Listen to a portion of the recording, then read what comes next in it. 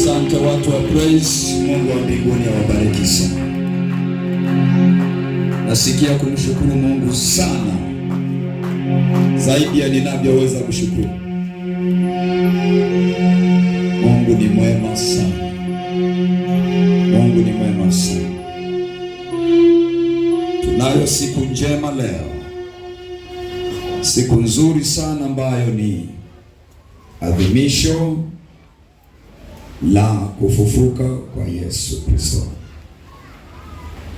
Moja kwa moja nikupeleke kwenye somo la mchana huu. Fungua Luka 24. Fungua Luka 24. Mwambie jirani yako, Yesu yu hai. Naweza kuongea kwa kitaalamu, Jesus is alive. Hakuna anayeweza kabisha Yesu yu hai. Luka sura ya 24 kuanzia mstari wa kwanza tunaenda mpaka wa 6.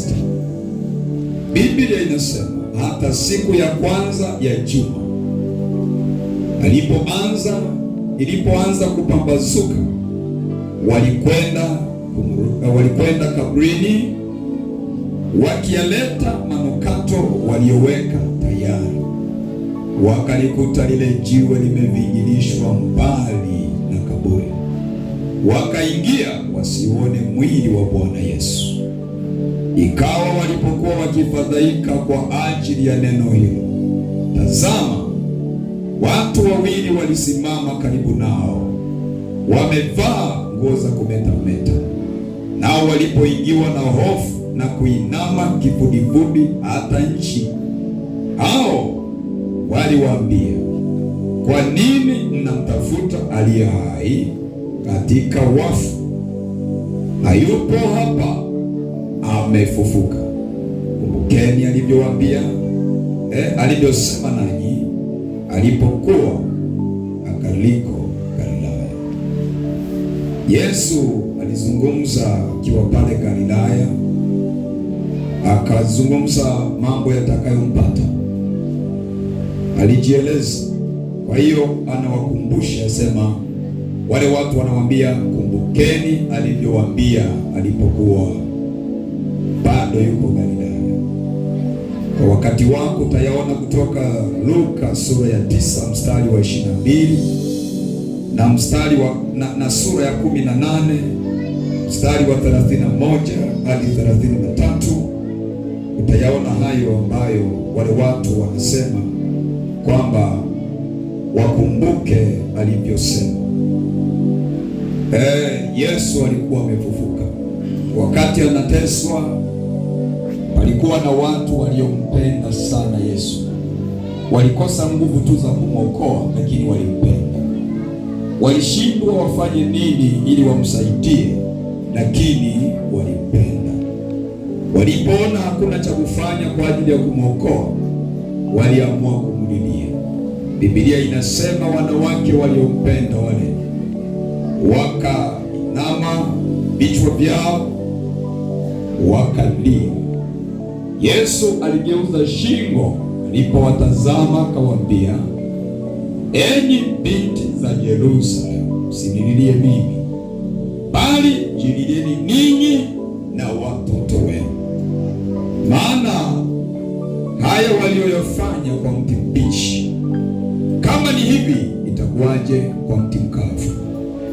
Lakini hakuishia hapo, akawaambia, siku zinakuja, ninawaambia mjililie. Inawezekana hamjui maana yake leo. Si jambo rahisi. Wacha kunililia mimi mliyenipenda, tena kwa machozi mazito. Biblia inasema si kwamba walimlilia, bali walimuombolezea. Akawaambia si jambo rahisi kuona kwamba nawaambia msinililie mimi, lakini nikiangalia future mbele, naona kuna mambo yatakayowakabili wanadamu, ambayo dawa yake ni machozi. Jililieni leo ninyi na watoto wenu. Don't cry for me, but cry for yourself and for your children. Jililieni ninyi. Anasema siku hizo zitakuwa siku mbaya, zitakuwa ni siku ambazo watoto wenu watawatukana ikibidi. Watasema, wewe mama, kama ulijua Yesu ni Mwokozi, kwa nini uliniacha navuta bangi wala hukunikataza? Kama ulijua Yesu ni Mwokozi, kwa nini niliweza kulala nje mpaka asubuhi sijarudi? Kwa nini haukusema? Yesu waliomlilia ni wale waliompenda, sio wanafunzi wale, wanawake waliopenda. Walimpenda kiasi cha kumwombolezea. Maana yake ndiyo ilivyo leo. Kuna watu kanisani wanampenda Yesu. Leo tunakumbuka habari za kifo na kufufuka kwake Yesu. Sasa pamoja na kumlilia Yesu aliteswa, geuza ile huzuni maombolezo ya kumwombolezea, jiombolezee wewe. How are you today? Leo una hali gani? How is your children? Watoto wako wana hali gani? Ukiyajua hayo, jililie wewe na watoto wako. Unajijua kama uko kanisani, lakini mume wako unajua hana wokovu.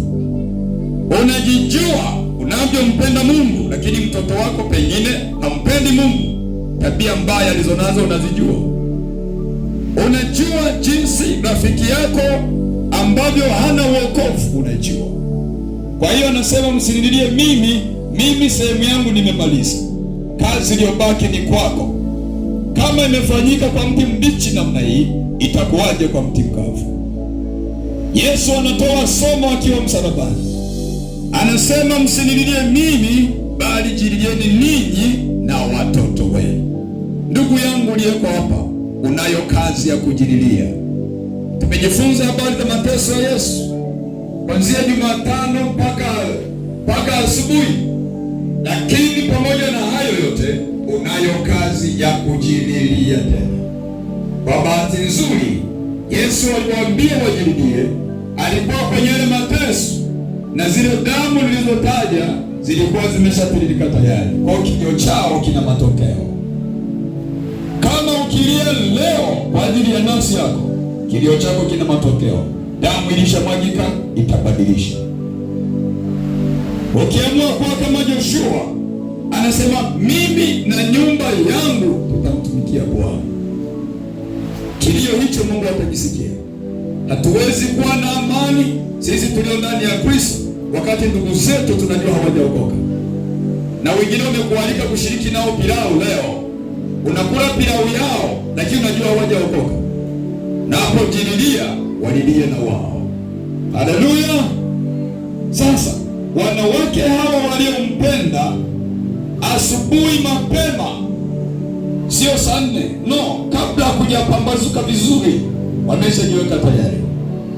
Wameshaandaa manukato mazuri kwa ajili ya kwenda kupaka ule mwili.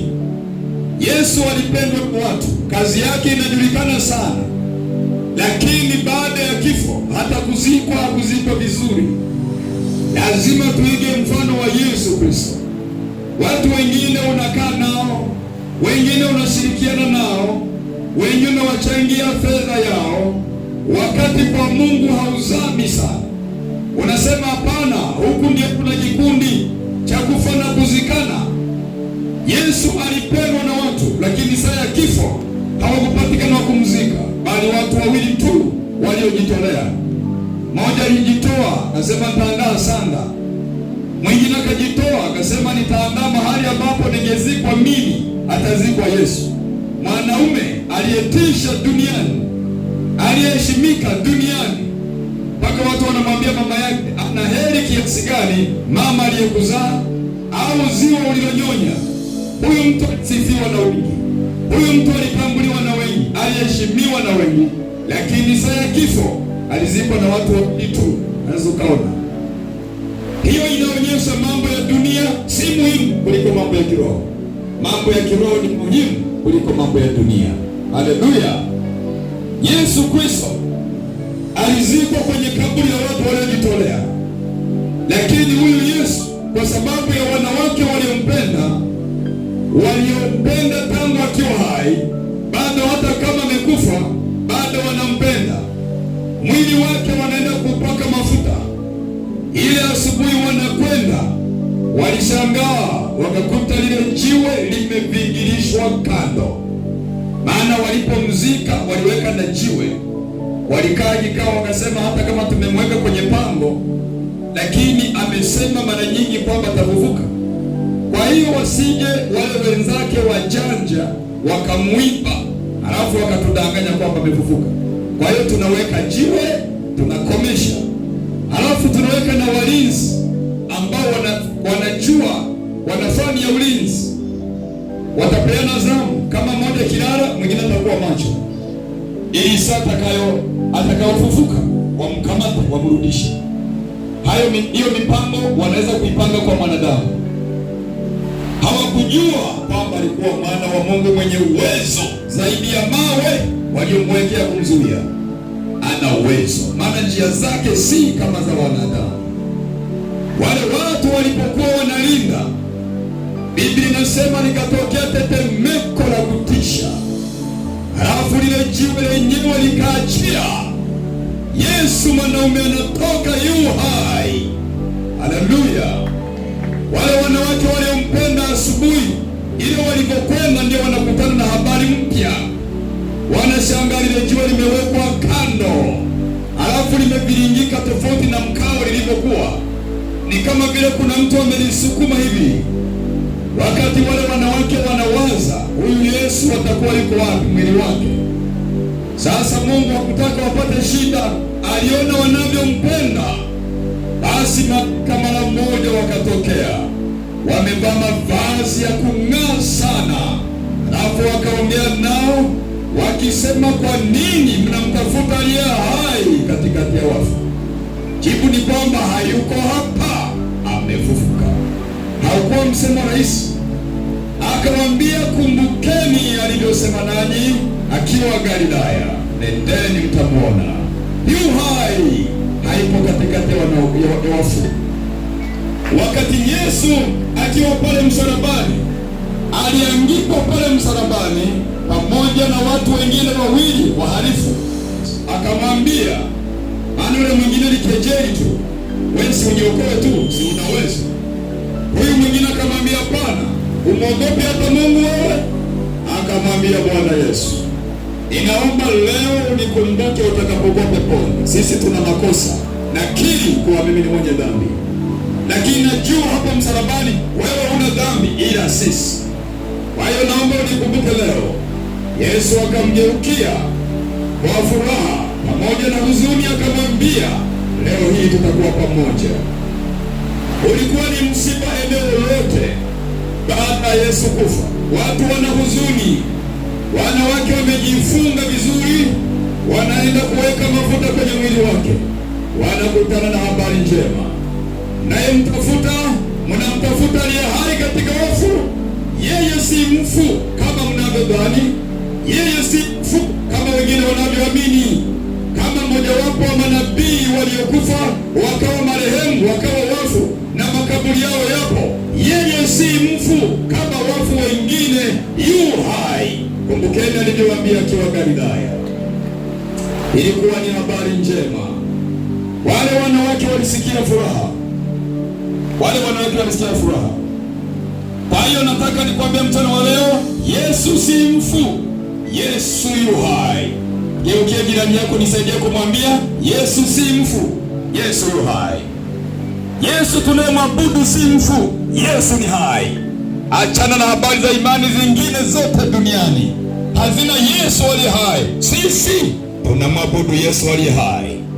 Halo, Bwana Yesu asifiwe. Kifo cha Yesu ni huzuni, ni kweli, lakini kwa aliyeokoka ni furaha. Ni kama kifo cha mtu wa kawaida pia.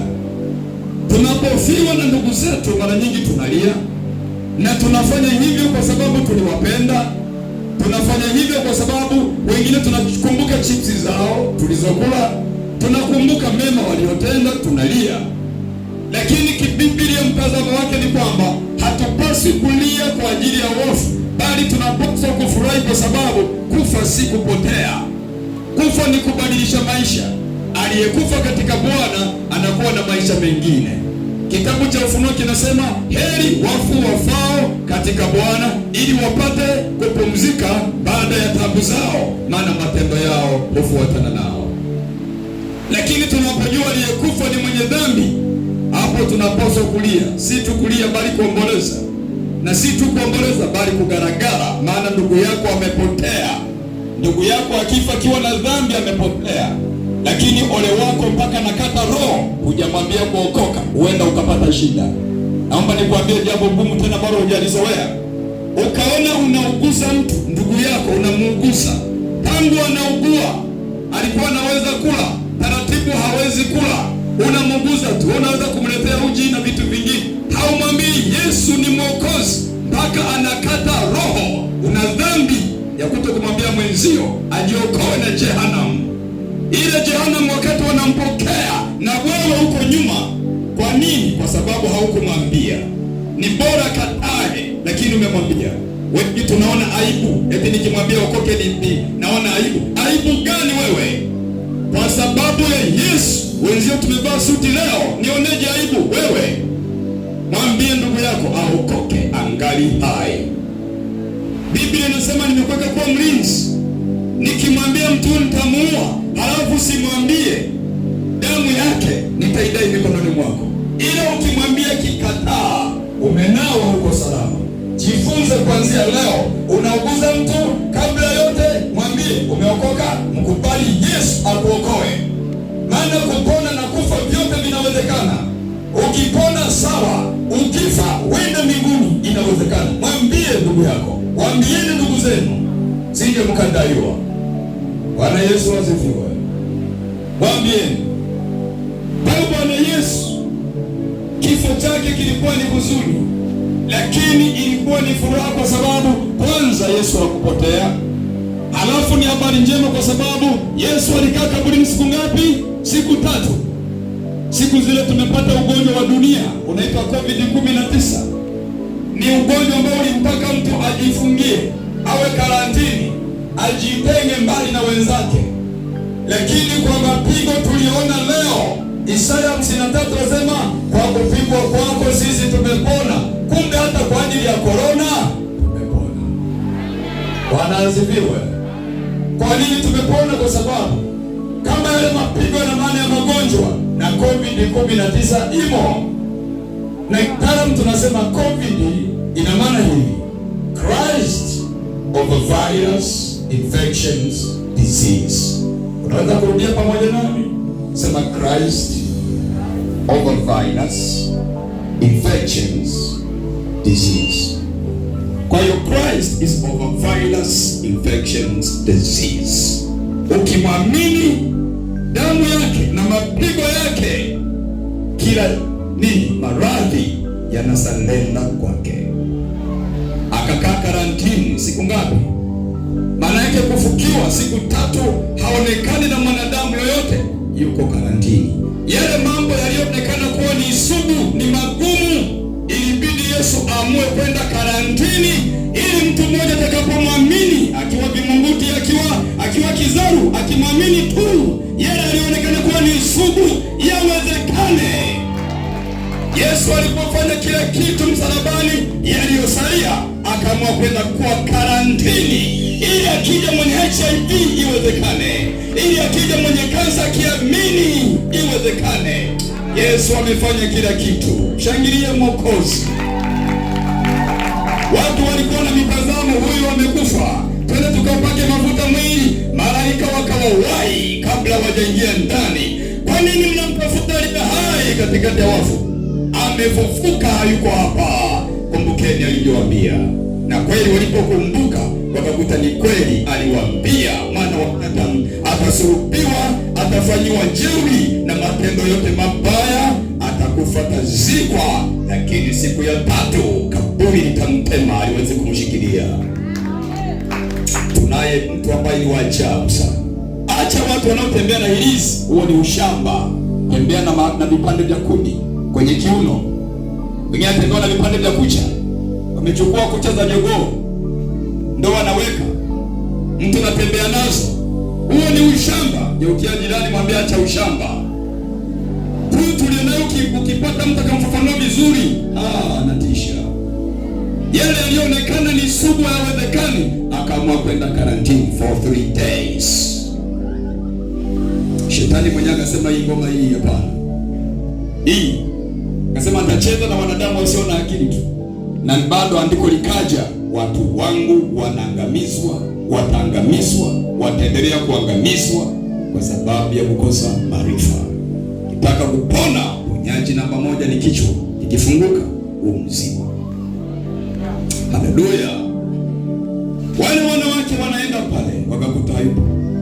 Kwa kifo cha Yesu ni msiba kweli, lakini kwa waliookoka, kwa kumaanisha ni furaha, wala sio msiba tena. Na ndiyo maana pamoja na Yesu aliteswa, leo ni furaha. Kama umeokoka vizuri ni furaha. Bwana asifiwe. Kutokusali, ukitaka kujua mtu ni mshamba kiasi gani, mshamba namba 1 duniani ni yule asiyesali. Huyo ndio mshamba namba 1. Alafu akipata muda na kunywa mataputapu, eti ni heshima. Sasa tukaweke heshima sio? Na ila ni sawa, wanaenda kuwekeza heshima wapi? Wao wanabaki bila nini? Bila heshima. Ndio maana wakirudi nyumbani wanatokana na wake zao. Kwa sababu heshima wameacha wapi? Leta heshima kwa Yesu. Si uweke heshima, leta kwa Yesu. Ili Yesu akuongezee tena nyingine maradufu. Haleluya. Kwa hiyo saka usisherehekee leo kama mazoea, kama ulivyofanya miaka mingi iliyopita. Nilikuwa na mama mchungaji hapa anasema, baba, hivi vitu mbona ni vipya? Anasema tangu nimezaliwa sijawahi kujifunza vitu kama hivi. Mama mchungaji ananiambia. Kwa hiyo na wewe umejifunza kitu. Sio kila mwaka tunafanya nini Pasaka, tunakula tu pilau na kwenda beach. Acha mambo hayo. Tunataka tufanye kitu ambacho maana yake inaeleweka. Tunataka tuone mabadiliko kuanzia afya, kuanzia uchumi, ndoa. Ndio, tuone unabadilika na heshima yako irejee. Yesu alipofufuka, ile ni ishara ya ufufuo wa chochote kilichokufa kwenye maisha yako. Kama ukipenda, kama ukiamini, upokee ufufuo leo. Watumaini lililokufa, upokee ufufuo leo. Siku za nyuma tulijifunza vya chuma kilichozama, lakini baadaye kikaelea. Kwa hiyo tumejifunza hiyo, na sasa Yesu alikufa, amefanyaje? Amefufuka, yu hai. Kazi yangu yu hai, mke wangu yu hai, elimu yako hii na kazi yako. Pigie Bwana makofi. Hakuna sababu ya kuogopa tena. Shike mkono mwenzako, mwambie usiogope tena. Ufufuo huu ulithibitisha utambulisho wa Yesu. Kisema Warumi 1:4 Yesu anamweleza huyu Mwokozi jinsi alivyozaliwa na jinsi alivyokufa na baada akafufuka. Kufufuka ni kuonyesha kwamba huyu alikuwa Mwokozi. Hata kumtambulisha ni rahisi. Hata wengine wajingati ulimi kutambulisha wa kwako anatambulika kirahisi ukimweleza. Bwana asifiwe. Lakini pia ufufuo huu ni msingi wa tumaini la uzima wetu wa milele. Kwa hiyo tunapojenga imani juu ya uzima wa milele ni sahihi, kwa sababu aliyetufundisha amekuwa kielelezo. Sio marehemu. Alifufuka, yu hai. Imani yetu ni sawa. Mshike mwenzako, mwambie imani yetu ni halisi. Alafu ndio imani kuliko zote. Hiyo ndio imani kuu. Zingine zote wanaiga tu, alafu wanajichanganya. Sisi tuna imani ya kweli.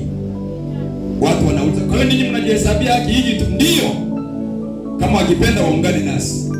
Hatuwezi kubadilisha, na wengine ni sawa. Kama mnavyosema, yani Mungu ni yule, hakuna, sio yule yule. Wenzio wanaabudu panya, tuseme Mungu ni yule yule. Yani panya tumfanye ndio Mungu wetu. Hata sisi tunaye Mungu aliye hai. Na imani ndio hii. Bwana Yesu asifiwe. Jambo kubwa ni kwamba ufufuo wa Bwana wetu Yesu Kristo unatutaka tuishi maisha mapya. Unatutaka tuishi maisha mapya. Rumi sura 6:4 maandiko yanasema tulifufuka pamoja naye. Tulifufuka pamoja naye. Hakikisha unaishi maisha mapya, kwa sababu ufufuko wa Kristo ni ishara ya maisha mapya. Kwa hiyo uwe tayari kuishi maisha mapya. Bwana Yesu apewe sifa. Wangapi mko tayari? Haleluya. Kwa hiyo uwe tayari. Kama mtu alirudi nyuma kiroho, mtu alivurugwa, mtu alichoka, mtu alikosa nguvu, mshike mkono, mwambie ufufuke tena leo. Leo tunasonga mbele, sio kurudi nyuma. Asema mna yalikuwa amenishinda, sasa unadhani mimi ningefanyaje? Mwambie hapana, anza leo, jibu lipo. Jibu asiyekuwepo leo ana hasara, ana hasara. Mbaya zaidi, kuna mtu tangu semina hayupo, mpaka leo asubuhi hayupo, mpaka mchana huu hayupo, alafu anapiga simu, mchungaji, nina ndoto. Hiyo ndoto, huyu Mungu anakuletea ndoto, hata ibada hujui. Hiyo ndoto ni yenyewe kweli? Hata ninyi tukiona hiyo ndoto ni sawa? Ndoto zingine za mapepo. Nimeota naendesha gari. Ile gari walikuwa wanaisukuma watu wanne, alafu nikaangalia nzuri ndani, haina mlango. Jibu lake ni kaburi hilo. Limebebwa na watu, si haina mlango, ndani jeupe zuri, ndio maana yake. Alafu napigwa tabasamu, namshukuru Mungu amenionyesha naenda kuona gari nzuri. Hiyo sio gari, ni kaburi. Mtu mmoja aliota amepata nyumba nzuri sana kule ndani, nyeupe, hata dirisha haina. Kaambia sio nyumba, ina mlango mmoja walifungua, yaani unaingia kwa kufunguliwa mlango na huo ufungi mwenyewe. Sema yaani nikitaka kuingia wananifungulia, sijajua kutoka inakuaje. Haina mlango, yani nzuri. Wewe nzuri. Jeneza hilo. Hongera kwa kuwa na bidii sana ya kusali. Hongera. Hongera. Haleluya. Kama ulikuwa umerudi nyuma, basi changamka, tusonge mbele. Kama ulikuwa na hofu, ulikuwa na mashaka, kuna kazi unatamani kuifanya ila unaogopa, ujumbe wangu leo, usiogope. Yesu yu hai. Kazi zetu lazima ziwe hai. Wangapi wananipenda? Wangapi wananichukia? Watakosa kabisa namna hii? Hawezi kukosa. Fuata maneno haya pamoja nayo. Sema, Bwana Yesu, nakushukuru kwa sababu hai. Kwa ufufuo wako nimepokea uzima mpya. Nisaidie niishi maisha yanayodhihirisha ushindi na tumaini kwa utukufu wako. Amen.